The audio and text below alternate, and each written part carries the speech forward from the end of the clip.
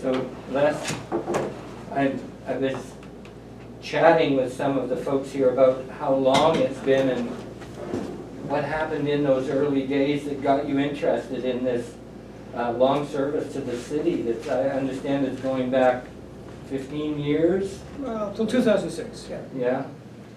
So there was a lot of discussion about it being linked around the time of the museum changes, but that you may have actually had your hand in the whole filming of activities in the city even before that. Yeah, I was the last man standing at the local community access cable channel.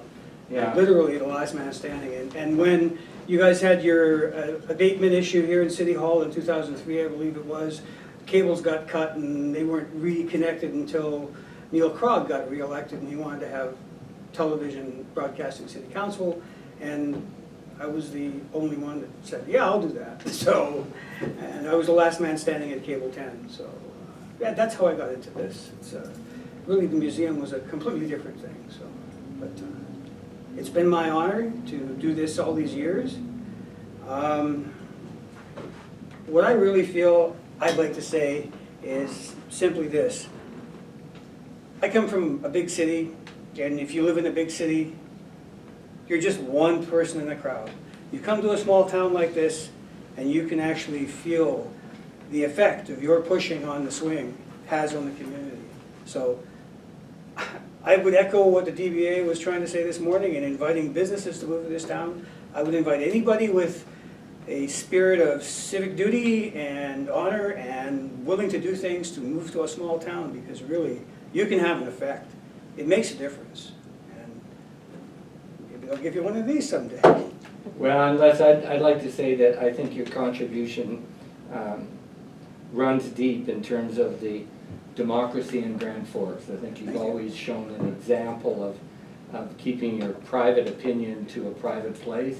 Well, and you also have witnessed more council meetings than anyone else I know, so yes, I do ask you for advice occasionally, but in terms of your integrity, it's always been there, and I just want to thank you for all of the good things that have happened, because we're visible and we're out there and we're accountable. So I'd like to open it up to other councillors who may have a word to say here about Les. Councillor Thompson. Les, your contribution to our city is immeasurable and very much appreciated because of your diligence in filming and airing live on our TVs. The ability for people to participate, to listen in, and to feel a part of what's going on in our community. And to present you with this Freeman of the City is, in my opinion, the very least we could have to do in recognition of your services. So thank you very much. Thank you. Thank you, Councillor Thompson. Councillor Moslin. Yes, thank you, and thank you, Les. I just want to say that I certainly agree with so much of Councillor Thompson said. We are indebted to your service to our community. I just have to say that you have also been an inspiration to me and to many with your technological prowess. Your ability to take what you had in hand and exploit these new mediums that have allowed us to communicate even today. And I don't think that's going to stop. I'm assuming, Les, that maybe you're going to stop showing up at all these meetings, but your ability to innovate technologically will continue. And I look forward to seeing whatever results you're willing to share with us on that. Thank you, Les. Your word is well deserved. Thank you. And I'd like to say, Les, that I appreciated you in the old days when you could zoom in on people's faces. I mean, our listener audience went sky high when you could have a question asked and you could zoom in and get the facial expressions of the counselor. Now, I know that left a certain amount of latitude for you to manipulate the situation, and so it had to be terminated, but as an entertainment, I thought it really highlighted the excitement of being on council. Yeah, unfortunately, it gives some people the ability to the grandstand. I think that takes away from the actual meat of the. Councillor Corlick. I just want to say thank you very much for all that you do for not only City Council by recording it, but throughout the town and city. And I appreciate and I enjoy many of your comments and the not always smooth way it may proceed. It adds interest and a little bit of color to sometimes some other rather dull proceedings. So I look forward to seeing you at various things around the community. So good luck with your future. I'm not stopping it. So, I would like to, before I forget, give thanks to three people. Three people who made this possible for me to do this and inspired me to some degree.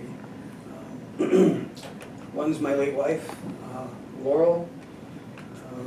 Her passing gave me a certain latitude in terms of an income, and she instilled in me a need to actually, in a sense, pay things back. She enabled me in a way that I hope was acceptable to her.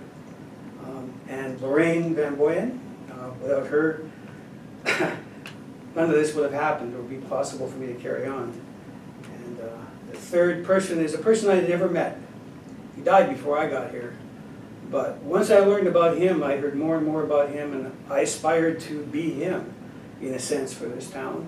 And I hope I've given the town a little bit more reminiscence of somebody like Leo Mills, because I hear he was a big booster of the town.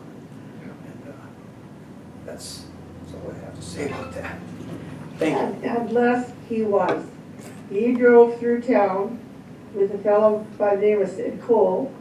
And Sid had an old pickup truck with a great big megaphone on the roof. And the city would hire Leo to go drive and give out the message of the day. Because we didn't have our own radio station.